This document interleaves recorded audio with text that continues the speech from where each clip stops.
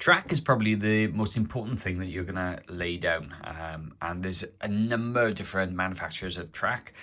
This here is a piece of LGB, this is Bachmann, and that there is Piko. So I'm going to just do a very quick sort of walkthrough of these different types of track and give you sort of my views on them. Now, typically, the majority of people probably, if they buy a starter set with LGB, you'll have something like this, which is the standard LGB track. Also, Piko, there's two Picos, Peco and Piko. I'm going to show you the difference now, but the Piko track that you get with starter sets is typically the same sort of thing that you're going to get with LGB. The LGB track is pretty good. This is an older piece of track. Is from 1998. This is one of the sort of more original tracks, as it was made, as you can kind of see there with the camera, in Western Germany. And this comes in a range of different sizes, shapes, and so forth. This is a radius 1. They connect via these here, which are little fish plates, which I'll show you in a moment. And essentially, normally most people, if you buy a starter set from LGB, you'll have some of this track there. But what happens if you don't buy something from LGB and you buy something from another brand like Bachmann? Well, this is a Bachmann piece of track. Now, it's the same sort of thing. Bachmann do brass track like this.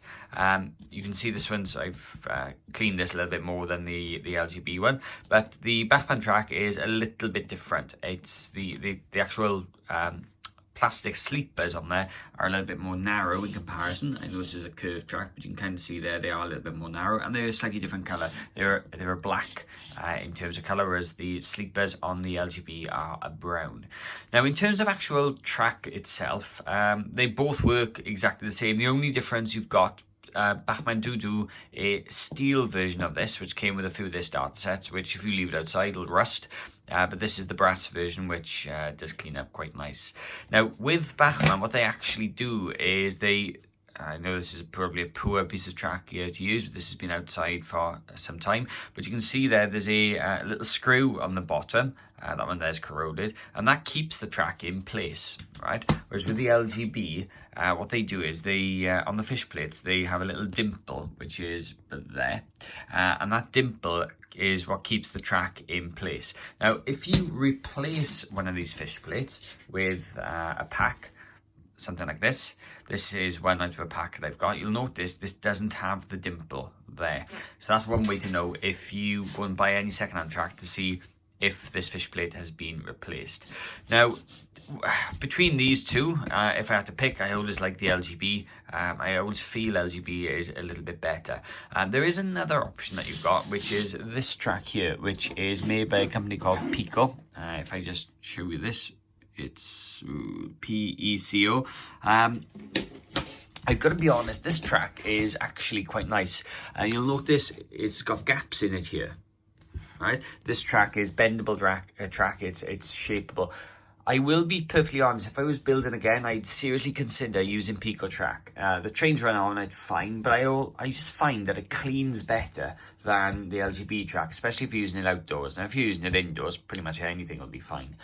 The only downside with this track is this.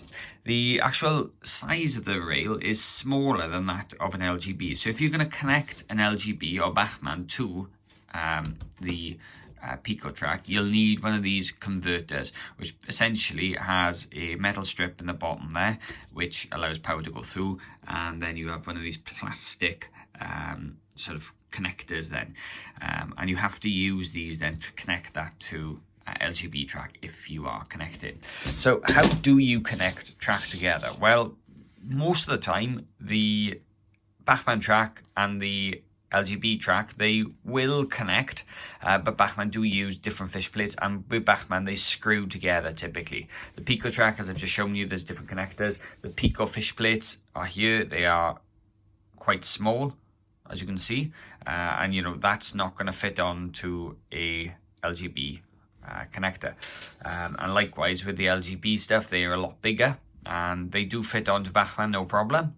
Right, so if you are connecting from LGB to Bachmann, but you'll notice because it's got this little sort of bit on the end here, there's nowhere for that to sit on the Bachmann. So what are your options? Well, you could use some of these. These essentially are rail clamps.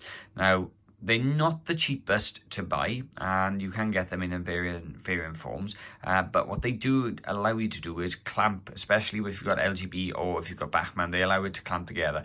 Now you'll notice this will not work, or this type of clamp won't work if you've got Piko and LGB, because obviously that will clamp to a certain size, and the width of the Peco track is a little bit less. So it depends on obviously what you're buying and how much money you've got to spend. If money's no object, then obviously the LGB is great. If you want something that's easy to clean, it's going to be outdoors for some time, the Peco track is great. But if you can pick any of these tracks up, they are essentially, they'll do the same sort of job, and they'll obviously work with whatever G-scale trains that you've got. Hope you found that interesting. If you've got any questions, please leave them in the comments below.